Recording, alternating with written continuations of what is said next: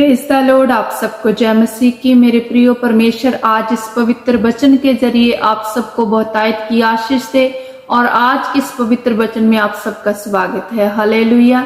सो मेरे प्रियो, आज हम वचन पढ़ेंगे और परमेश्वर इन वचनों के जरिए हमसे क्या बात कर रहे हैं वो देखेंगे, सुनेंगे। क्योंकि जब हम परमेश्वर की आवाज को सुनते हैं तो हम अपने जीवन में हर प्रकार की आशीष को लेते हैं। हालेलुया। क्योंकि परमेश्वर जब हमसे बात करते हैं वो हमारे फ्यूचर के बारे में, आने वाली परिस्थितियों के बारे में हमें बताते हैं। क्योंकि जब हम परमेश्वर की आवाज सुनने की कोशिश करते हैं तब ही परमेश्वर हमसे बात करते हैं। अगर हम सिर्फ अपनी ही बातें बोलते रहें, अपने ही दिल की बताते रहें, जब भी हम प्रेयर में बैठें सिर्फ आधा घंटा 1 घंटा सिर्फ बोलते ही रहें और परमेश्वर की बात ना सुने तो उसका कोई फल नहीं है। मेरे प्रियो, हमें परमेश्वर के समीप जाने की कोशिश करनी चाहिए, परमेश्वर की उपस्थिति को समझने की कोशिश करनी चाहिए, परमेश्वर की आवाज को सुनने की कोशिश करनी चाहिए। क्योंकि जब हम कोशिश करते हैं, खोजते हैं परमेश्वर को, तो हम परमेश्वर को पा लेते हैं। मेरे प्रियो, अगर हम सिर्फ अपनी ही बातें बोलें, अपनी ही कहें, फिर हम परमेश्वर की आवाज को नहीं सुन पाते। नॉर्मली अगर आप किसी इंसान के सामने खड़े होकर सिर्फ अपनी ही बातें बोलते जाएं, कहते जाएं और उसकी आगे से सुने ना, तो वो कितनी देर तक आपकी सुनेगा? 5 मिनट, 10 मिनट, 20 मिनट, आधा घंटा, या ज्यादा से ज्यादा 1 दिन। मेरे प्रियो, फिर वो क्या कहेगा? थक कर, अक कर वो उठ जाएगा और आपको मूर्ख ही समझेगा। लेकिन मेरे प्रियो, वो परमेश्वर जिसने पूरी सृष्टि को बनाया है, पूरी सृष्टि का जो सृजनहार है, और अगर आप उसकी सुने ना, सिर्फ अपनी ही बातें उसके सामने बोलते जाएं और उनकी आवाज सुनने की कोशिश ना करें, तो ऐसी प्रार्थना का क्या फल? इसीलिए अगर आप आज का वचन देखें, सबोपदेश में लिखा है, सबोपदेश अध्याय 5 हम देखेंगे। जब तू परमेश्वर के भवन में जाए तब सावधानी से चलना। हालेलुया। क्या कहता है सबोपदेशक में? जो उपदेशक था वो इज़राइल का राजा था और उसने अपने अनुभव से जो वचन है इस पुस्तक में लिखे हैं। तो वो क्या कहता है कि जब तुम परमेश्वर के समीप जाओ तो कैसे जाओ? सावधानी से जाओ, समझदारी के साथ जाओ। क्योंकि सुनने के लिए समीप जाना मूर्खों के बलिदान चढ़ाने से उत्तम है, क्योंकि वे नहीं जानते कि बुरा करते हैं। हालेलुया। मेरे प्रियो, अगर हम बलिदान चढ़ाते जाएं और परमेश्वर की जो आज्ञा है उसे ना माने, परमेश्वर की आवाज को सुनने की कोशिश ना करें, उसके लिए जितने मर्जी आप बलिदान दो, जितनी मर्जी आप बरकत लेने के लिए आप दशवांश दो, या कोई भी आप अपनी तरफ से कोई भी बलिदान परमेश्वर के आगे दो, वो सब व्यर्थ है जब तक आप परमेश्वर की आज्ञा को नहीं मानते, परमेश्वर की आवाज को नहीं सुनते। क्या कहते हैं इसके लिए वचन? जब तुम परमेश्वर के भवन में जाओ तब सावधानी से चलना, सुनने के लिए समीप जाना मूर्खों के बलिदान चढ़ाने से क्या है? उत्तम है। बातें करने में उतावली ना करना और ना अपने मन से कोई बात उतावली से परमेश्वर के सामने निकालना। हालेलुया। मेरे प्रियो, क्या कह रहा है वो उपदेशक जो राजा है? वो क्या कह रहा है कि अगर तुम परमेश्वर के भवन में जाओ तो सावधानी से जाओ, समझ के साथ जाओ, बातें करने में उतावली ना करना कि सिर्फ तुम अपनी ही बातें बोलते जाओ, ऐसा ना करना। क्योंकि ऐसा करोगे तो तुम क्या बनोगे? मूर्ख बनोगे। क्योंकि परमेश्वर क्या है? आत्महान समर्थी है। वो बिना बोले ही सब कुछ जानता है कि तुम्हें किस चीज की किस समय क्या आवश्यकता है। ज्यादा तुम बड़बड़ाओगे, ज्यादा बोलोगे, तो इसका मतलब ये नहीं है कि तुम्हारी प्रार्थना जल्दी सुनी जाएगी। समझदारी के साथ परमेश्वर के आगे जाओ, क्योंकि जब आप परमेश्वर के आगे समझदारी के साथ जाते हैं, परमेश्वर को सुनने की कोशिश करते हैं, तो आप उसका फल भी देखते हैं अपनी लाइफ में। हालेलुया। सो आगे क्या लिखा है? क्योंकि परमेश्वर स्वर्ग में है और तू पृथ्वी पर है, इसलिए तेरे वचन थोड़े ही हो। हालेलुया।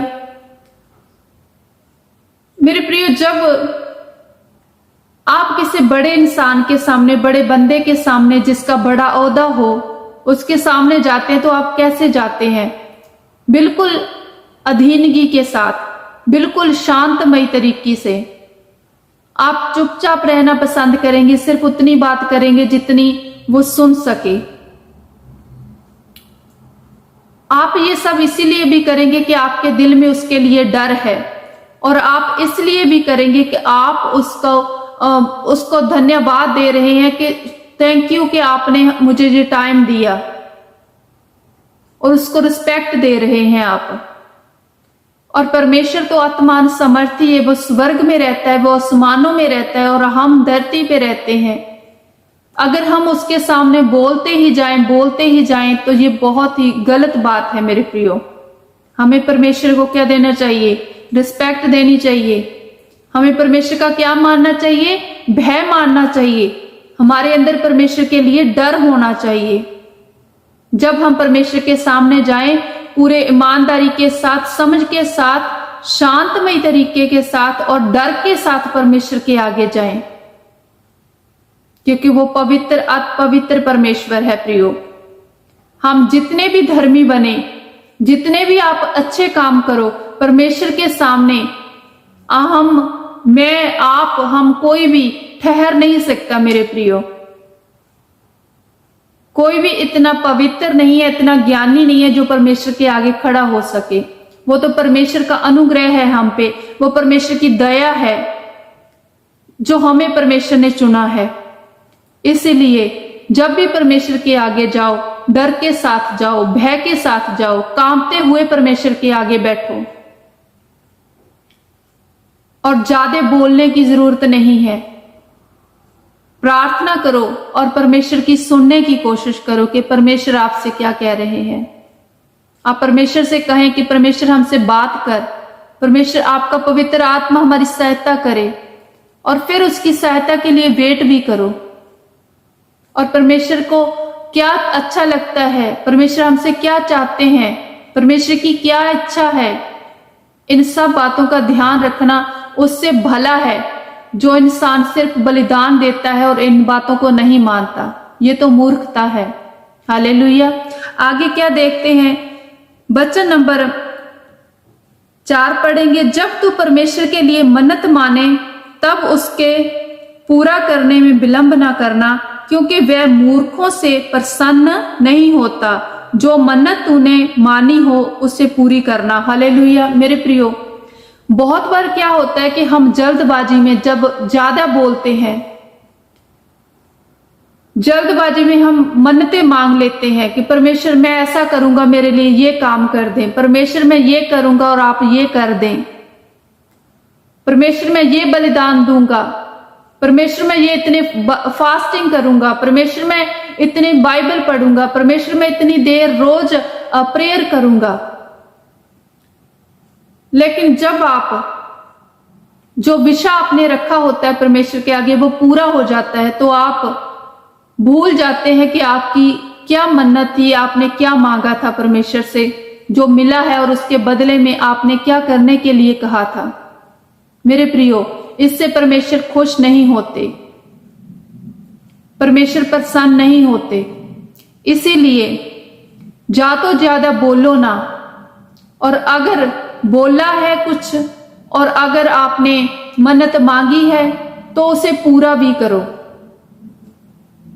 अगर मन्नत पूरा नहीं कर सकते तो इससे अच्छा है कि मन्नत मांगो ही ना। ये ना सोचो मन में कि हम ये करेंगे परमेश्वर आप हमारे लिए ये करें। आप तो बिल्कुल एक बच्चे की समान परमेश्वर के आगे बैठेंगे तो परमेश्वर आपके हृदय को जानता है, उसे पता है कि आपको क्या चाहिए। लेकिन हाँ, वचन कहता है कि मांगो तो तुम्हें दिया जाएगा, लेकिन मांगने का तरीका होना चाहिए मेरे प्रियो, कि परमेश्वर आपको दे। ज्यादा बोलने से, ज्यादा ऊंची ऊंची प्रार्थनाएं करने से ये जरूरी नहीं कि हमें जल्दी हमारी प्रार्थनाओं के उत्तर आ जाए। इसीलिए जब भी परमेश्वर के समीप जाओ, जैसे वचन में लिखा है कि बिल्कुल शांतमय तरीके से जाओ। ज्यादा बोलने की जरूरत नहीं है, ज्यादा ऊंची ऊंची आवाज में प्रार्थना करने की जरूरत नहीं है। आप बिल्कुल डरते हुए, कांपते हुए परमेश्वर के आगे जाइए और फिर उसका आप रिजल्ट भी देखेंगे अपनी लाइफ में। हालेलुया। आगे लिखा है वचन नंबर 5 में, मन्नत मानकर पूरी ना करने से मन्नत का ना मानना ही अच्छा है। हालेलुया। जैसे कि मैंने आपको कहा कि अगर आप मन्नत पूरी नहीं कर सकते, आप पूरी नहीं कर पाते, तो आप मन्नत ना माने, ना मांगे कि हमें ऐसा करना है, हम ऐसा करेंगे, आप हमारे लिए ऐसा करें। मेरे प्रियो, वो तो परमेश्वर है, वो तो, उससे तो हमसे कुछ नहीं चाहिए। ये तो सब हम इंसान एक दूसरे को कह सकते हैं कि अगर तुम मेरे लिए ये करोगे मैं तुम्हारे लिए ये कर दूंगा, क्योंकि हम लोगों की ये फितरत है ये अदला बदली करने की। लेकिन परमेश्वर के लिए हम क्या कर सकते हैं मेरे प्रियो? वो तो सामर्थी परमेश्वर है, वो तो स्वर्ग में रहने वाला, आसमानों पे रहने वाला परमेश्वर है, और हम तो पृथ्वी पे रहने वाले कीड़ों के समान है। मेरे प्रियो, ये तो हम पे अनुग्रह किया है परमेश्वर ने, कि परमेश्वर ने हमें चुना है, परमेश्वर ने हमें बोलने का मौका दिया है कि हम उससे बोल सके, हम उसके सामने जा सकें। लेकिन जाने का तरीका हमें खुद समझ में आना चाहिए कि जब हम किसी बड़े बंदे के सामने डरते हुए जाते हैं तो परमेश्वर तो आप सामर्थी, हमें उसके सामने किस रीति से जाना चाहिए इसका ज्ञान हमें होना चाहिए। सो मेरे प्रियो, आगे वचन 6 में लिखा है, कोई वचन कहकर अपने को पाप में ना फंसाना और ना ईश्वर के दूत के सामने कहना कि ये भूल से हुआ। परमेश्वर क्यों तेरा बोल सुनकर अप्रसन्न हो और तेरे हाथ के कामों को नष्ट करे। हालेलुया। वचन क्या कहता है कि जो भी तुम वचन बोलो, जो भी तुम कुछ कहो, उसे समझ के साथ कहना। कहीं ऐसा ना हो कि तुम मुख से कुछ बोलो और उसमें फंस जाओ, और जब फाइनली तुम्हें परमेश्वर के दूत के आगे खड़े होना पड़े, परमेश्वर के उस दिन में जब तुम प्रवेश करोगे, तो तुम ये ना कह सको कि ये तो मेरे से गलती से हो गया था, ये मैंने तो भूल से ये मन्नत मांग ली थी और मैं इसे पूरा नहीं कर पाया, ये तो मेरे से गलती से हुआ। क्योंकि ऐसी बातें सुनकर परमेश्वर अप्रसन्न होते हैं, वो अप्रसन्न होंगे और तुम्हारे हाथों का जो काम है उसे क्या करेंगे? परमेश्वर निष्फल करेंगे, नष्ट करेंगे। इसीलिए परमेश्वर का भय मानिए, डर के साथ परमेश्वर के आगे जाइए और प्रार्थना करिए। ज्यादा परमेश्वर को सुनने की कोशिश करें, ज्यादा बोलने की जरूरत नहीं है, क्योंकि जब हम ज्यादा बोलते हैं तो हम अपनी जीभ के जरिए, हम अपने मुंह के जरिए बहुत सारे पापों में फंस जाते हैं। सो मेरे प्रियो, ये वचन मैं आपके साथ शेयर करती हुई आपका धन्यवाद करती हूँ, और मैं उम्मीद करती हूँ कि ये वचन आपको जरूर समझ आया होगा और परमेश्वर ने इस वचन के जरिए आपको जरूर छुआ होगा, और आप समझ पाए होंगे कि हमें किस रीति से परमेश्वर के आगे जाना है और किस रीति से हमें प्रार्थना करनी है। परमेश्वर आपसे प्रेम करते हैं प्रियो, प्रभु यीशु मसीह आपसे प्रेम करते हैं। प्रभु यीशु मसीह ने आपको अपने लहू के साथ धोकर पवित्र किया है, ताकि हम पवित्र परमेश्वर के आगे प्रार्थना कर पाए। मेरे प्रियो, आप परमेश्वर पे भरोसा रखें, विश्वास करें इन वचनों पे, आप अपने जीवन में हर आशीष को ले पाएंगे। हालेलुया। सो ये वचन मैं आपसे कहती हुई आपको धन्यवाद देती हूँ और उम्मीद करती हूँ कि आप इन वचनों पे चलेंगे, आप इन वचनों पे मनन करेंगे। परमेश्वर आपको आशीष दे, बहुतायत की आशीष दे और परमेश्वर का आत्मा आप सबकी सहायता करे। परमेश्वर का प्रेम, प्रभु यीशु मसीह का फजल और पवित्र आत्मा की सहभागिता हमेशा आप सबों के साथ बनी रहे। हालेलुया। ये प्रार्थना प्रभु यीशु मसीह के सामर्थी नाम से मांगते हैं और पा लेते हैं। आप कहिए आमीन, आमीन, आमीन। क्योंकि जब हम आमीन बोलते हैं तो इसका मतलब ये है कि हमने जो भी सुना है उसे विश्वास के साथ हमने ग्रहण किया है अपने लिए।